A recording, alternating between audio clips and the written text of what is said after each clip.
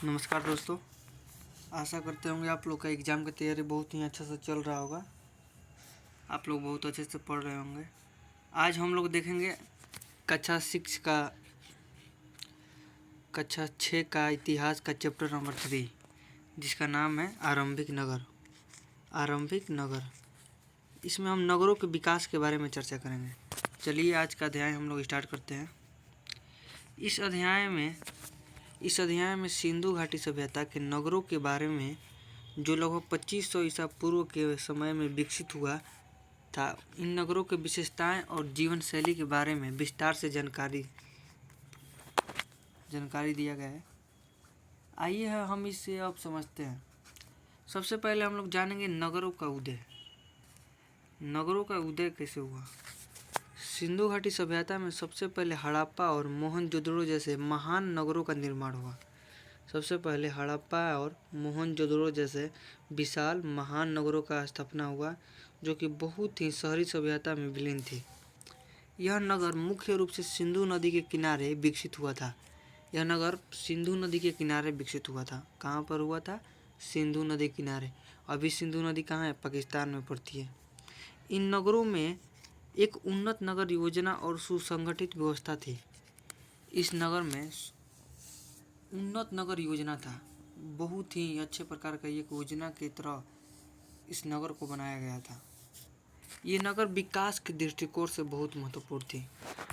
इस नगर में विकास के दृष्टिकोण से बहुत ही महत्वपूर्ण माना जाता था, क्योंकि इनकी संरचना ने बाद के समय में नगर नियोजन के तरीकों को प्रभावित किया। अभी भी जैसे सिंधु घाटी सभ्यता में नगरों का विकास हो रहा था, उस तरह का नगर अभी भी वर्तमान में कहीं पर नहीं बनाया गया है। हालांकि भारत में चंडीगढ़ एक विकसित नगर योजना की श्रेणी में आता है। इनकी संरचना के बाद के समय में नगर नियोजना के तरीके को प्रभावित किया है, क्योंकि इस सभ्यता में जो गलियाँ थी 90 डिग्री कोण पर एक दूसरे को काटती थी, ग्रिड पत्ती पर बनाई गई थी। चलिए दोस्तों, इसको अब हम आगे समझते हैं।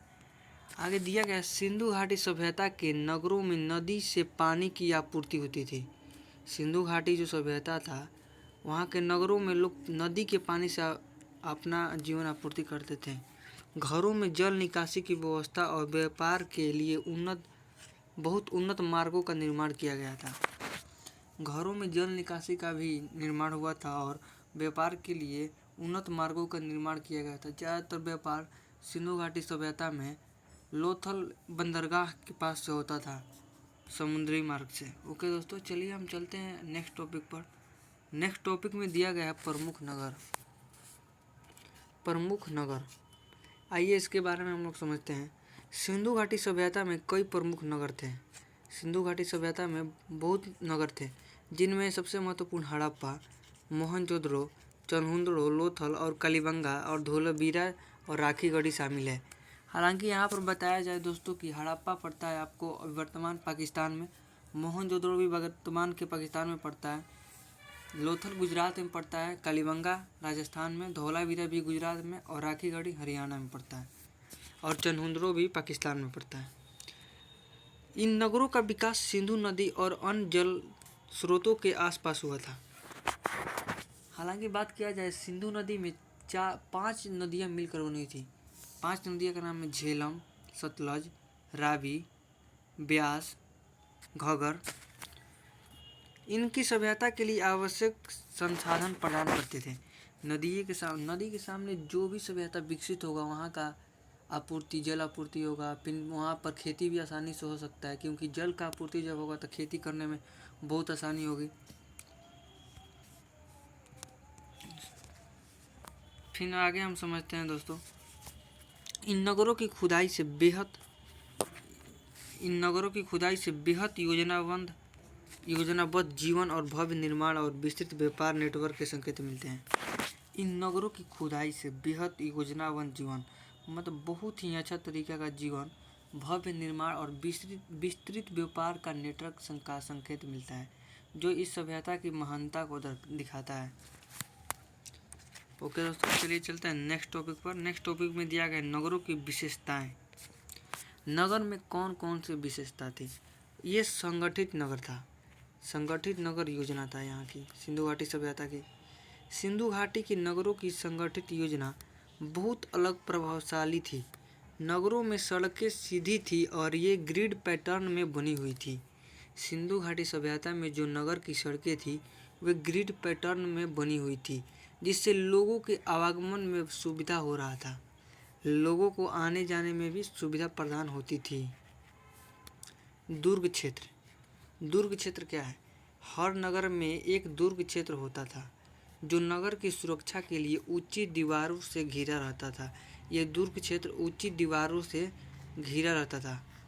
ओके दोस्तों, यह स्थान शाही परिवारों और धार्मिक कार्यों के लिए होता था। दुर्ग क्षेत्र में जो अमीर लोग रहते थे वे निवास करते थे। अब हम देखेंगे निचला नगर। निचला नगर में क्या क्या था? नगर का निचला हिस्सा सामान्य लोगों को रहने के लिए था। यहाँ घर छोटे छोटे होते थे और साधारण जीवन जीने वाले लोग रहते थे। निचला नगर में साधारण यानी गरीबों लोग रहते थे और उचला नगर मतलब दुर्ग में अमीर लोग निवास करते थे। मतलब निचला नगर में सामान्य लोग निवास करते थे। ओके दोस्तों, चलिए चलते हैं नेक्स्ट टॉपिक पर। नेक्स्ट टॉपिक में दिया गया है ईंटों के मकान। ईंटों के मकान। सिंधु घाटी के नगरों में पक्की ईंटों से बने मकान पाए गए थे। सिंधु घाटी के नगर में पक्की ईंटें से बनी मकान पाई गई थी जो बहुत मजबूत होती थी।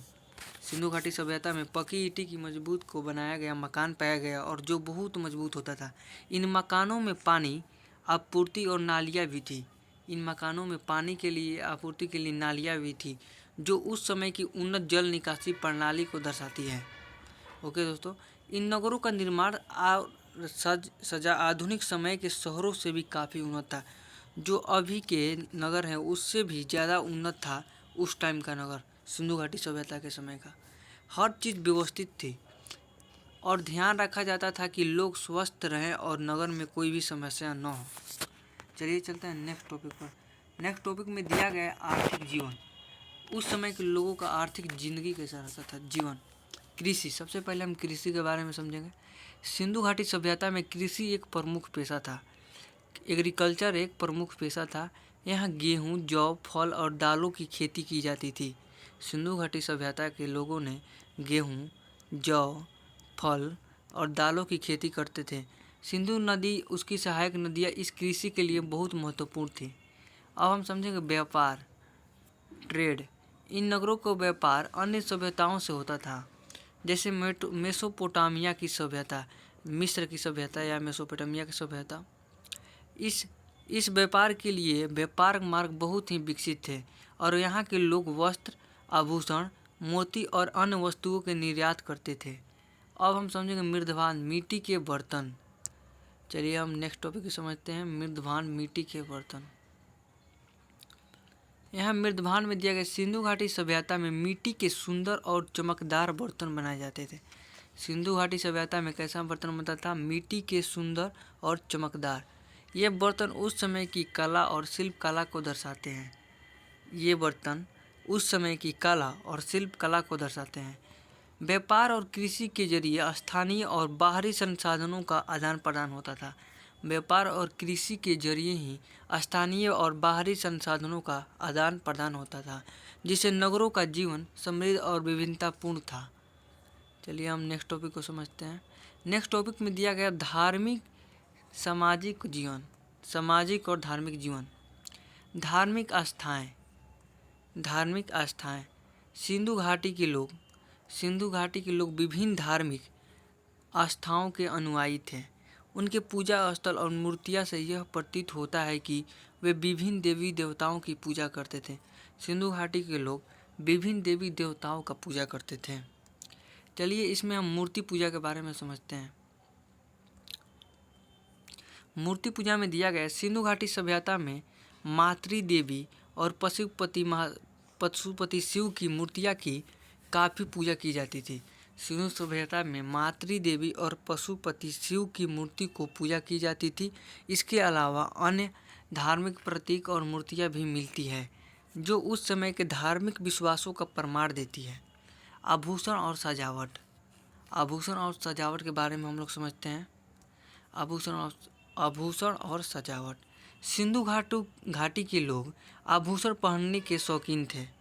सिंधु घाटी के लोग आभूषण पहनने के शौकीन थे। उनके द्वारा बनाई गई सोने और चांदी की अंगूठियाँ, हार, कंगन और अन्य वस्तुएं दर्शाती है कि वे सौंदर्य और फैशन के मामले में भी उन्नत थे। उनके द्वारा बनाई गई सोने और चांदी की अंगूठी और हार, कंगन और अन्य वस्तुएं दर्शाती है कि वे सौंदर्य और फैशन के मामले में भी उन्नत थे। धार्मिक जीवन और आस्था सिंधु घाटी सभ्यता में बहुत महत्वपूर्ण थी। मूर्तियाँ और अन्य धार्मिक प्रतीक उनके जीवन के अभिन्न अंग थे। मूर्ति और अन्य धार्मिक प्रतीक उनके जीवन के अभिन्न अंग थे। सिंधु घाटी सभ्यता का जीवन अत्यंत उन्नत और योजनाबद्ध था। यहाँ के नगरों में न केवल वास्तुकला और जल निकासी की बेहतर व्यवस्था थी, बल्कि व्यापार, कृषि और धार्मिक जीवन में भी समृद्धि थी। इन नगरों ने बाद में मानव सभ्यता के विकास में महत्वपूर्ण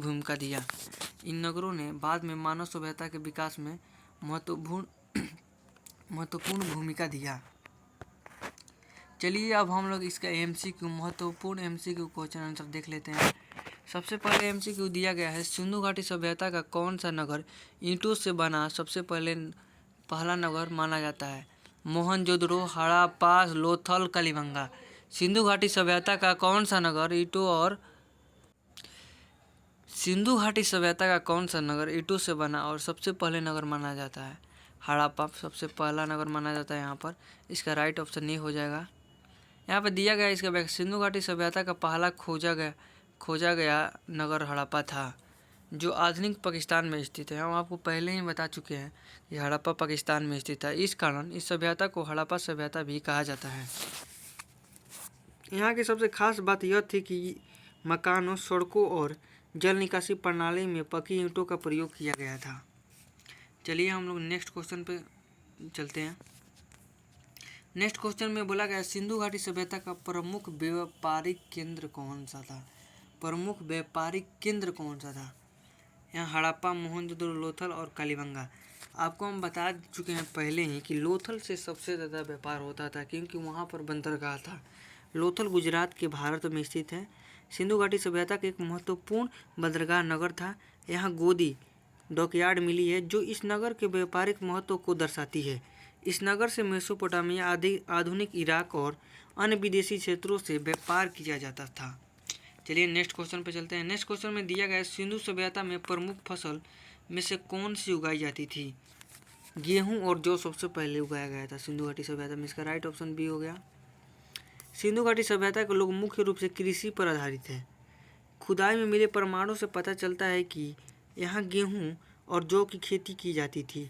इसके अलावा यहाँ कपास की भी खेती होती थी, जिसे दुनिया में पहली बार उगाया गया माना गया। सबसे पहले दुनिया में कौन सी चीज़ उगाया गया था? कपास। ओके दोस्तों, चलिए चलते हैं नेक्स्ट क्वेश्चन पर। नेक्स्ट क्वेश्चन में दिया गया है, निम्नलिखित में से कौन सी विशेषता सिंधु घाटी सभ्यता के नगरों में पाई जाती थी? लकड़ी के घर, पत्थर की सड़कें, सुनियोजित जल निकासी प्रणाली, महिला और मंदिरों की अधिकता। सुनियोजित जल निकासी प्रणाली, क्योंकि वहाँ पर सुनियोजित मतलब सुव्यवस्थित तरीके से जल निकालने के लिए प्रणाली अपनाया गया था। सिंधु घाटी सभ्यता की सबसे प्रमुख विशेषता इसकी विकसित नगर योजना और जल निकासी प्रणाली थी। यहाँ के नगरों में कुआं, स्नानागार और भूमिगत नालियों की व्यवस्था थी, जिससे यह अनुमान लगाया जाता है कि यहाँ के लोग स्वच्छता को बहुत महत्व देते थे। सिंधु घाटी के जो लोग थे स्वच्छता को बहुत ही महत्व देते थे।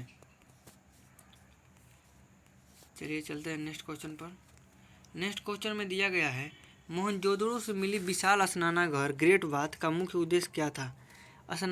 यहाँ धार्मिक अनुष्ठानों के लिए यहाँ पर सभी लोग नहाते। अगर किसी पर्व त्यौहार पर सभी लोग को नहाने की जरूरत पड़े तो वहाँ का जो विशाल स्नानागार था वही काम आता था। मोहनजोदड़ो से विशाल स्नानागार मिला है, एक मतलब स्विमिंग पूल मिला है, जो जलाशय की तरह दिखता है। इतिहासकारों का मानना है कि इसका उपयोग सामाजिक और धार्मिक अनुष्ठानों के लिए किया जाता था, जहाँ लोग विशेष अवसरों पर स्नान किया करते थे। चलिए नेक्स्ट क्वेश्चन पर चलते हैं। नेक्स्ट क्वेश्चन में दिया गया है, सिंधु घाटी सभ्यता की लिपि कौन सी थी? चित्र लिपि थी, पिक्टोग्राफिक लिपि, देवनागरी, ब्राह्मणी, तमिल। ये चित्र लिपि थी। ये चित्रात्मक लिपि थी।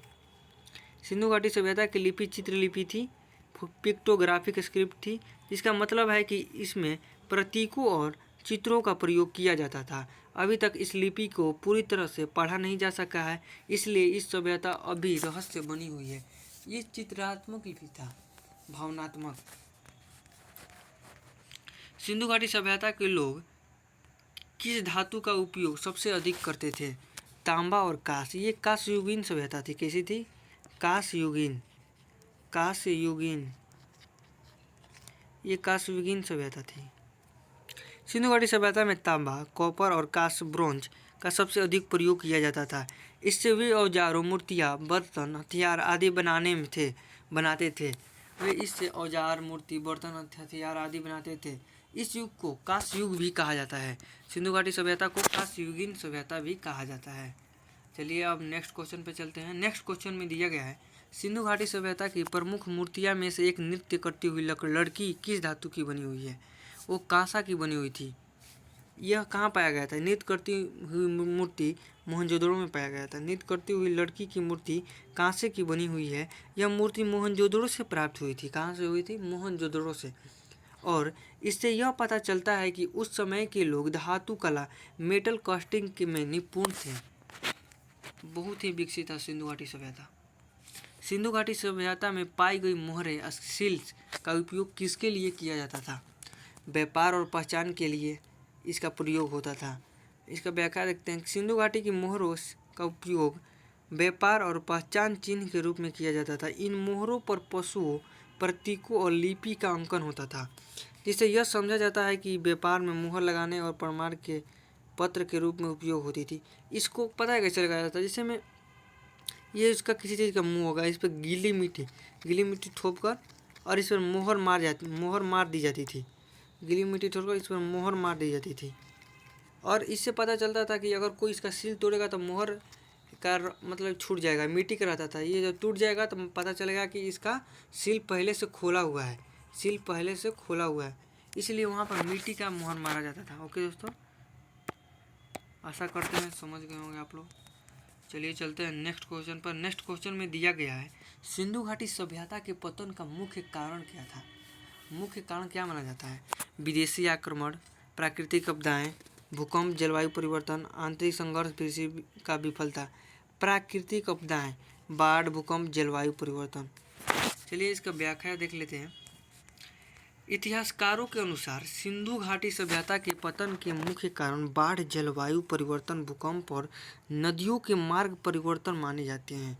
इसके अलावा कुछ इतिहासकार मानते हैं कि आर्यों के आक्रमण से भी इस सभ्यता का पतन हो सकता है। सिंधु घाटी सभ्यता का मतलब पतन का अलग अलग इतिहासकारों का अलग अलग मत है।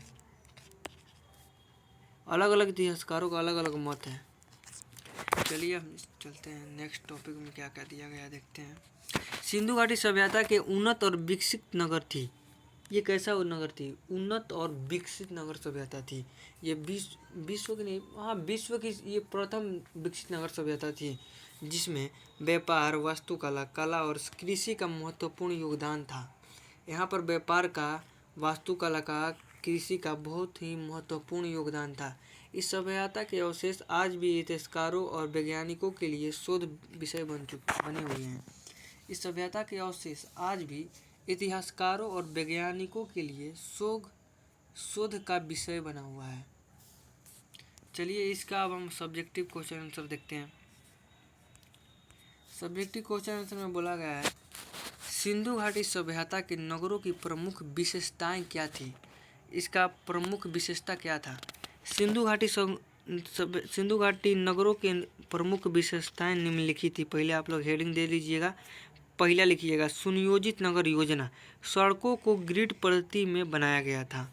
ऊंचा दुर्ग क्षेत्र, नगरों का ऊपरी भाग दुर्ग से घिरा होता था और यहाँ पर अमीर लोग निवास करते थे।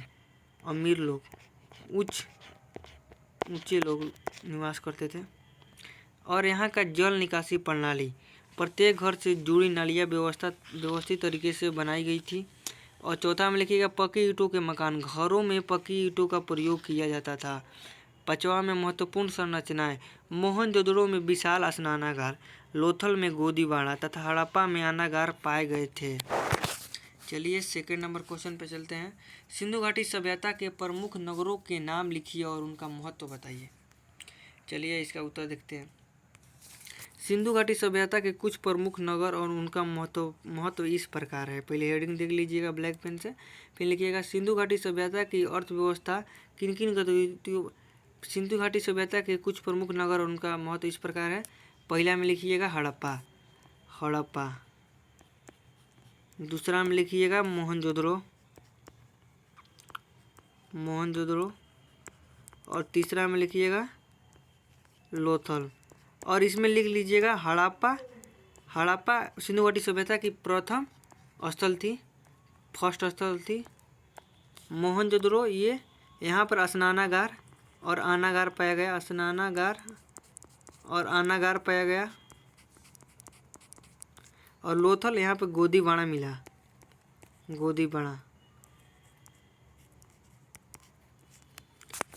ओके दोस्तों। अब हम थर्ड नंबर क्वेश्चन पे चलते हैं। थर्ड नंबर क्वेश्चन में दिया गया है सिंधु घाटी सभ्यता की अर्थव्यवस्था किन किन गतिविधियों पर आधारित थी। सिंधु घाटी सभ्यता की अर्थव्यवस्था मुख्य रूप से निम्नलिखित गतिविधियों पर आधारित थी।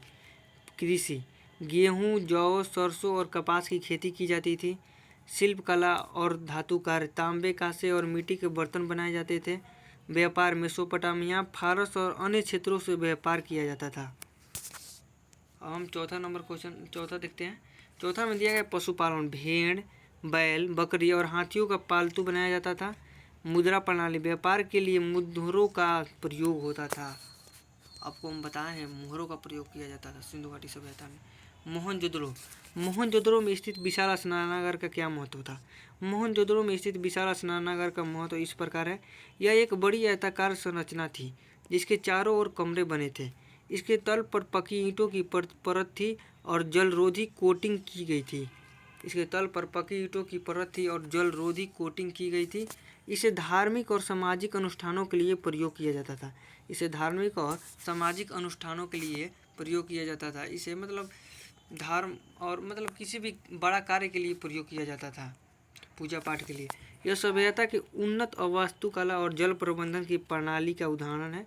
स्नानागार के पास एक कुआं और जल निकासी प्रणाली भी बनी हुई है। हम क्वेश्चन नंबर 5 पे चलते हैं। क्वेश्चन नंबर 5 में दिया गया है सिंधु घाटी सभ्यता की लिपि के बारे में संक्षेप में लिखिए, मतलब छोटा सा में उत्तर दीजिए इसका। सिंधु घाटी की लिपि को चित्रलिपि, पिक्टोग्राफिक स्क्रिप्ट कहा जाता है। इस लिपि में चिन्हों और प्रतीकों का बहुत ज़्यादा प्रयोग किया गया था। मतलब इसे चित्रात्मक लिपि कहा जाता है। इसे चित्र के द्वारा समझा जा सकता है, पढ़ा नहीं गया आज तक। यहाँ यह लिपि दाएं से बाएं लिखी जाती थी। हम लोग अभी किसे लिखते हैं, बाएं से दाएं लिखते हैं, पर ये दाएं से बाएं लिखी जाती थी। और कभी कभी वेस्ट्रोफेडेन शैली में भी लिखी जाती थी।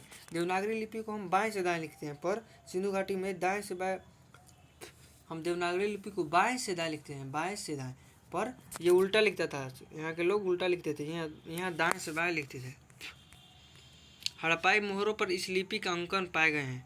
कहाँ पर इसका अंकन पाया गया है? हड़प्पा के मोहरों पर। चलिए चलते हैं नेक्स्ट क्वेश्चन में। नेक्स्ट क्वेश्चन में दिया गया सिंधु घाटी सभ्यता में उपयोग होने वाली प्रमुख वस्तुएं कौन कौन सी थी। सिंधु घाटी सभ्यता में उपयोग होने वाली प्रमुख वस्तुएं निम्नलिखित थी। मोहरे, सील्स, व्यापार और पहचान के लिए। मिट्टी के बर्तन सुंदर चित्रों और नक्काशी के साथ बनाए जाते थे, मतलब नक्शा के साथ बनाए जाते थे। धातु की मूर्तियाँ, कांस्य की नृत्य करती हुई लड़की प्रसिद्ध है जो मोहनजोदड़ो। धातु की मूर्ति कहाँ से प्राप्त है? लड़की का डांस करते हुए मूर्ति मोहनजोदड़ो से प्राप्त हुआ था। मोहनजोदड़ो में आनागार और स्नानागार भी पाया गया था।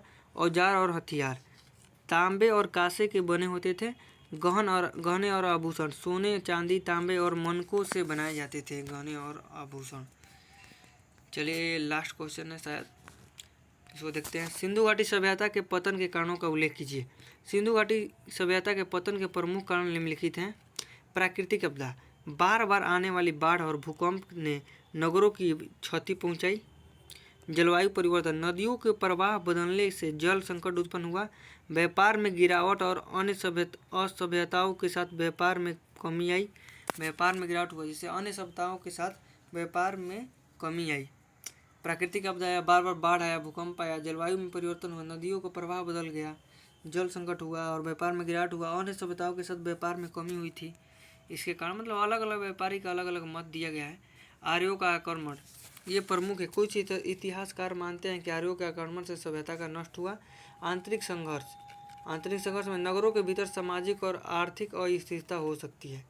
नगरों के जो भीतर में जो समाज रहते थे उनके बीच में आर्थिक अस्थिरता मतलब कोई गरीब और अमीरों के बीच अस्थिरता उत्पन्न हो सकती है। चलिए नेक्स्ट क्वेश्चन, ये लास्ट क्वेश्चन है, इसको देख लेते हैं। सिंधु घाटी सभ्यता के लोगों को धार्मिक जीवन कैसा था? सिंधु घाटी सभ्यता के लोग बहुदेववादी पॉलीथिस्टिक थे। कैसे थे? बहुदेववादी थे। यहाँ के मारुति देवी मदर गॉडनेस की पूजा की जाती थी। पशुपति महादेव शिव के प्रारंभिक रूप की पूजा के प्रमाण मिले हैं। पशुपति महादेव की पूजा के प्रमाण भी यहाँ से मिला है। धार्मिक अनुष्ठान, यज्ञ करने के स्थान भी मिले हैं। यहाँ पर धार्मिक अनुष्ठान मिला है। लोगों को पवित्र स्नान और प्रतीकों की पूजा में विश्वास करते थे। यहाँ के लोग जो थे पवित्र स्थान और प्रतीकों की पूजा में विश्वास रखते थे। सिंधु घाटी सभ्यता और आधुनिक नगरों में क्या समानताएं हैं? सिंधु घाटी सभ्यता और आधुनिक नगरों में निम्नलिखित समानताएं हैं। सिंधु घाटी सभ्यता जो थी ना वो बहुत ही विकसित थी, पर आजकल के नगर हैं जिसे अभी गांव में आप लोग देखते होंगे टेढ़ी मेढ़ी सड़क पाई जाती है। यहाँ पर ग्रिड पर सिंधु घाटी सभ्यता में उस टाइम 90 डिग्री पर सड़क बनाया गया था ग्रिड पद्धति में, और वहाँ पर मेन होल और नालियों का भी व्यवस्था थी सड़क के किनारे। और यहाँ पर 90 डिग्री के सड़क इसलिए बनाए जाते थे कि अगर पूर्व से पश्चिम की ओर हवा बहे तो रोड साफ हो जाए। सिंधु घाटी सभ्यता के प्रमुख पेशे कौन कौन से थे? सिंधु घाटी सभ्यता में लोग निम्नलिखित प्रमुख पेशों से जुड़े थे। कृषक फार्मर अनाज और कपास की खेती करते थे। व्यापारी ट्रेडर अन्य सभ्यताओं से व्यापार करते थे जैसे कि मेसोपोटामिया की सभ्यता से। शिल्पकार आर्टिसियन मिट्टी के बर्तन और धातु और पत्थर के सामान बनाते थे।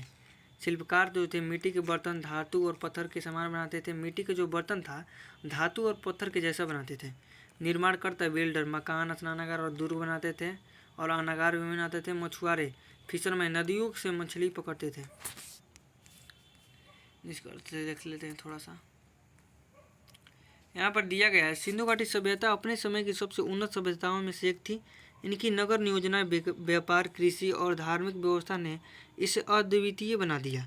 इसका पतन आज भी रहस्य बना हुआ है, लेकिन इसके अवशेष हमें उस समय के समाज की झलक दिखाते हैं कि उस समय का समाज उतना आज से 2500 वर्ष पूर्व उतना विकसित था सिंधु घाटी सभ्यता।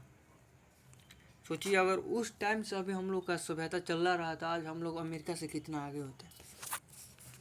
फिर मिलेंगे नेक्स्ट क्लास में दोस्तों। फिर अगला क्लास में चैप्टर 4 का आप लोग का शॉर्ट नोट्स ऑब्जेक्टिव MCQ और सब्जेक्टिव आपका होगा। आज के लिए इतना ही दोस्तों। Thank you so much.